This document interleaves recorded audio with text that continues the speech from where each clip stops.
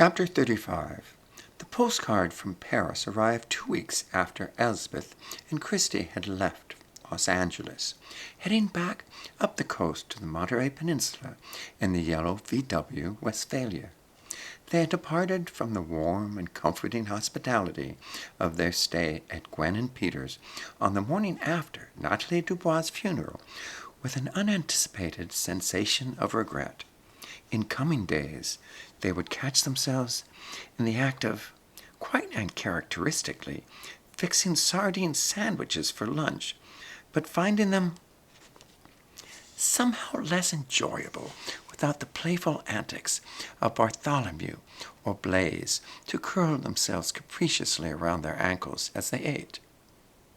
In the coming evenings, they would place their heads upon their pillows to fall asleep, and still hear the echo of the hypnotic strains of Leyenda, as played by Gwen upon her sadly weathered, beaten, but no less formidable guitar, as they had sat beside an almost extinguished fire that still smoldered aromatically in the grate. And they would continue to feel safe and protected in some intangible way in the memory of Vivaldi and his persistent barking at the drop of a Danish butter cookie crumb, a trait that harkened back to the customary ways of the ancient lineage of food dogs, from whom the pug was directly descended.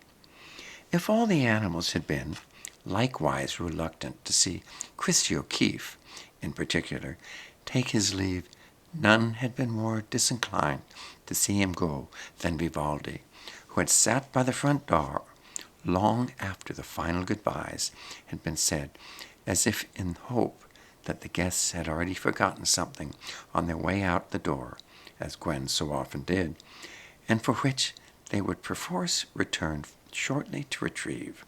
Alas, the aggravated pug, this hope was to be in vain.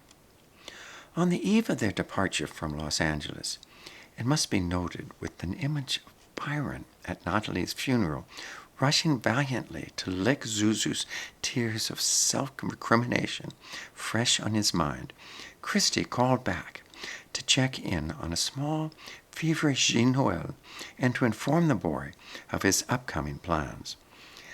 "I'll be going to France soon, and be gone for about a month, I reckon. I got to see some unfinished business to take care of," Christie stated slowly and clearly for the benefit of Jean Noel's impaired state of mind. "What kind of business?" Jean Noel inquired, somewhat groggily. "It ain't monkey business, if that's what you're thinking," Christie said, in a habitual twinkle of his eyes, but then added in a more somber note, "I gotta lay me a wreath on the grave of an old friend of mine who died there many years ago." "An old war buddy?" Jean Noel said, hazarding a not unlikely guess. "In a matter of speaking," Christie good-naturedly acknowledged. "He was a true hero, all right, and he sure as heck saved a lot of lives on those beaches on that day." "Of Normandy?" Jean Noel inquired, this time hazarding a wild guess. "Normandy?" Christie reiterated indignantly. "Heck no. I'm talking about them treacherous beaches we got right out here off the coast of Big Sur. It's on those beaches where he saved more lives than you can shake a stick at. Yours included, I might add." And it was with that precise moment, when confronted by Christie's rare display of indignation, that Jean Noel's fever, or of unidentified origin, finally broke, and he fully realized that Christie had been talking all along about Lord Byron. The image of the great dog, rushing in to lick Zuzu's tears of self-recrimination, at once flashed before his mind, as did the unimpressive fact that his own life had been inadvertently saved when the Newfoundland dog had rescued Zuzu from the sneaker wave all those years ago. Now, with Christie's glaring reference to it, the magnitude and importance seemed to return, the young man to his senses. In that same instant, Jean Noel realized that it was, perhaps, even more incumbent upon him, likewise to visit the heroic dog's grave and pay him a fitting tribute. I'll be leaving an extra set of keys to the spread in the Big Sur with the manager and Nepenthe in case you care to take a look at it while I'm gone.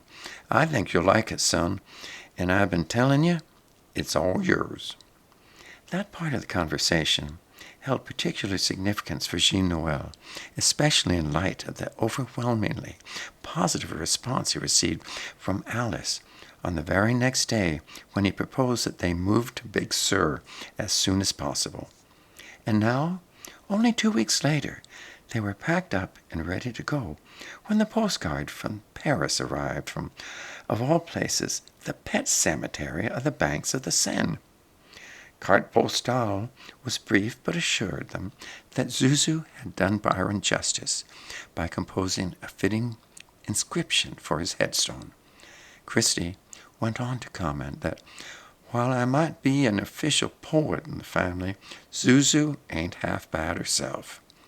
Several months later, Christie's words were to come back haunting to Jean Noel when he and Alice would elope to Paris and pay a promised visit to the pet cemetery on the banks of the Seine for themselves to lay a wreath in tribute on Lord Byron's grave.